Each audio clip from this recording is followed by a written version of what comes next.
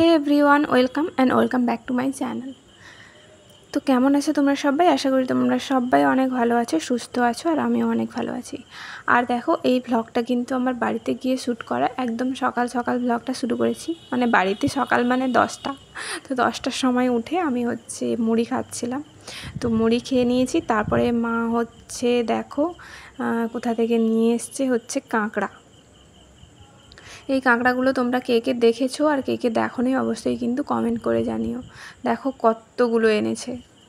আমার তো বেশ খেতে ভালোই লাগে, তোমাদের কেমন লাগে অবশ্যই জানিও। আর কাঁকড়ার কোন রেসিপিটা তোমাদের ভালো লাগে সেটাও কিন্তু কমেন্ট করতে ভুলো না।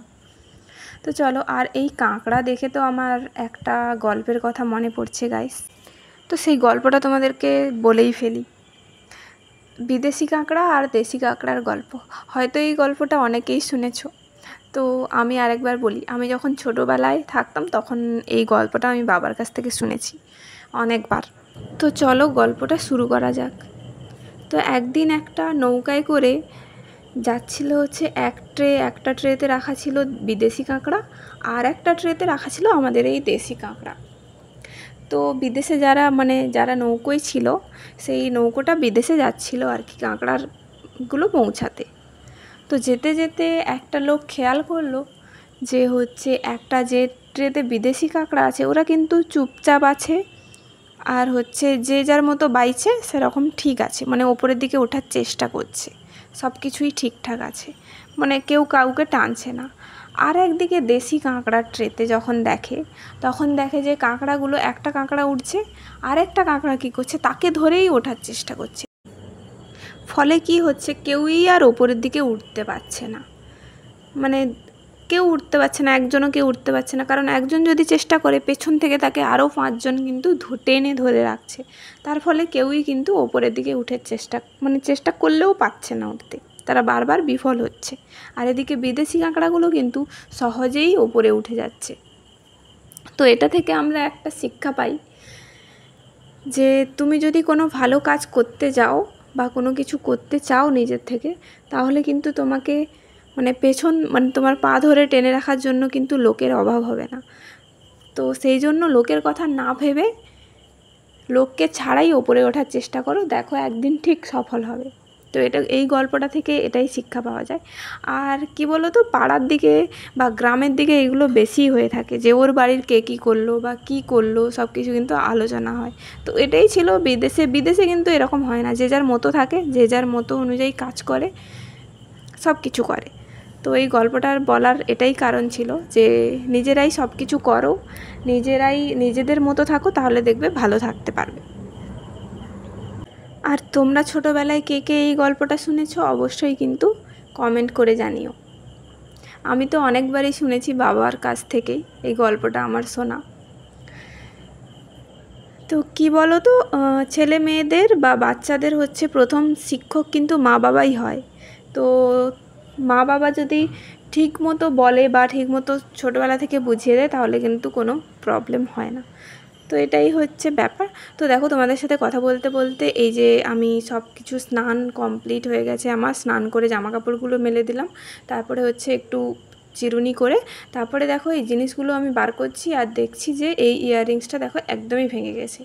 কি বলবো, মানে আমার যত সমস্ত ফেভারিট জিনিস না ছোটোবেলা থেকে, আমি যে চেয়েছি পেয়ে গেছি এরকমটা কিন্তু নয়, মানে অনেক কষ্ট করে পেতে হতো, নয়তো এইভাবেই ফেভারিট জিনিসগুলো থাকেই না আমার কাছে। দেখো সব কিছুই ভালো আছে, একটু কোনো জায়গায় ভেঙে গেছে সেটার জন্য সেটাকে ইউজ করতে পারবো না। এরকম করে আমার 2-3টা ইয়াররিংস দেখো নষ্ট হয়ে গেছে, যেগুলো পছন্দের সেইগুলোই আর কি। তো যাই হোক, তারপরেই দেখো একটা পার্সেল চলে এসেছে, সেটাই তোমাদের সাথে এখন শেয়ার করছি। আর এটা কি বলো তো, খুললেই দেখতে পাবে। আর প্যাকেজিংটা একটু আমার পছন্দ হয়নি, ওই জন্যই আমি এরকম ডিসলাইক করছিলাম। তো যাই হোক, কিন্তু জিনিসটা খুব ভালো ছিল।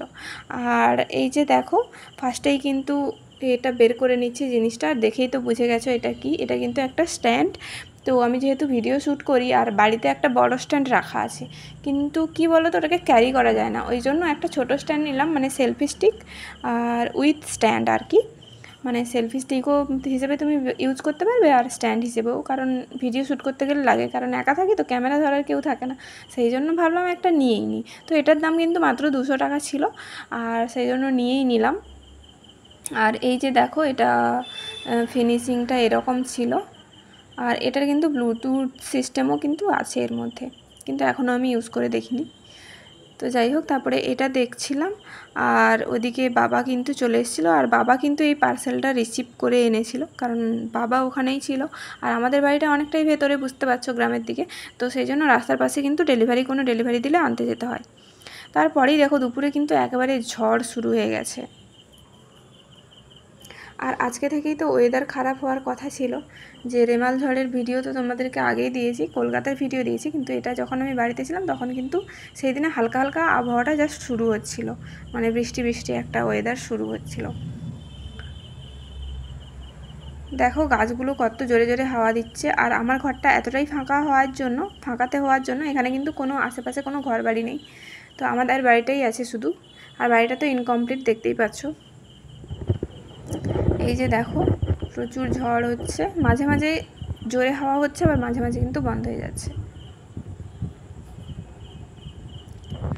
তো এইভাবেই চলছিল ঝড় হওয়ার জন্য। তারপরে বাবা দেখো, এটা কিন্তু বিকেলের ক্লিপ নেওয়া, বাবা ওই যে সাইকেল তুলে দিচ্ছে, কারণ এক্ষুনি একটু পরেই বৃষ্টি নামবে, কারণ মেঘের অবস্থা দেখে তো বোঝাই যাচ্ছে যে বৃষ্টি তো হবেই হবে। তো সেই জন্যই আর কি, যাদের গ্রামের দিকে বাড়ি তারা তো জানোই, বৃষ্টি হলে পুরো গোটাটা কাদা হয়ে যায়, মানে কি বলবো। আর দেখো এই যে বলতে বলতে বৃষ্টিও কিন্তু শুরু হয়ে গেছে। আর মেঘের অবস্থা দেখো প্রায় মানে বাজে হয়ে আছে একেবারে, কিন্তু এই ওয়েদারে কিন্তু বেশ ভালোই লাগে। দেখো দুপুরের এইটা ক্লিপ নেওয়া, মা কিন্তু এইভাবেই পটল ভাজাটা করেছিল। এটা কিন্তু পটলের ভাজা, অন্য কিছু ভেবো না, কিন্তু বেশ সুন্দর লাগলো, আমার ব্যাপারটা ইউনিক লাগলো, সেই জন্য ভাবলাম তোমাদের সাথেও আমি শেয়ার করে নিই। তারপরেই দেখো বিকেলে এই যে বসে বসে শরবত খাচ্ছিলাম একটু, বৃষ্টিটা থেমে গেছে। বৃষ্টি থামার পরের আকাশটা দেখো কত সুন্দর, ভীষণই সুন্দর। মাঝে মাঝে রেনবোও দেখা যায়। গ্রামের দিকে থাকলে এগুলো বেশ এনজয় করা যায় ব্যাপারগুলো। এই দেখো আকাশটা কত সুন্দর, ভীষণই সুন্দর। তারপরে দেখো একটু একেবারে সন্ধ্যা হয়ে গেছে, তো আমি একটু রাস্তার দিকে বেরিয়েছিলাম। আর দুটো ভাই এসেছিল সেখান থেকে, মানে কাকুর ছেলে দুজন এসেছিলো। তারাই যাচ্ছিলো, আমি যে তাদেরকে ভিডিওতে নেব আর ভুলে গেছি। তো তাদেরকে নেব ভাবছিলাম, যে টাটা করছিলাম। তো আর কি বলবো, মানে এতটাই লাইট চলে গেছিলো যে মানে দেখাই যায়নি ওদেরকে আর কি। তারপরেই দেখো মা বিকেলে একটু পরোটা করছিল খাবো বলে, পরোটা খাওয়ার পরে তারপরে এই যে ছোলা সেদ্ধ খাচ্ছিলাম আর কার্টুন দেখছিলাম বসে বসে। কি করব আর, কার্টুন দেখতে আমি এখনও কার্টুন দেখি, কার্টুন এত ভালো লাগে। মানে ছোট ছোট দুটো ভাই এসেছিলো সেখান থেকে। তারপরে দেখো এখানে কলকাতাতে পৌঁছে তো প্রচুর বৃষ্টি, সেজন্য মেট্রো ঠিকঠাক চলছিল না, তারপরে টোটোতে লাইন দিয়ে আসতে হলো। তারপরে এসেই অনেক দিন থেকে আমার ঠাকুরকে এখানে ধূপ দেওয়া হয়নি, সেজন্য ফার্স্টেই আমি এসে ধূপ দিয়ে দিচ্ছিলাম। তো আজকের ভ্লগটা তোমাদের কেমন লাগলো অবশ্যই জানিও, আর দেখা হবে নেক্সট ভিডিওতে। ততক্ষণ সবাই সুস্থ থেকো, ভালো থেকো, আর চলো টাটা।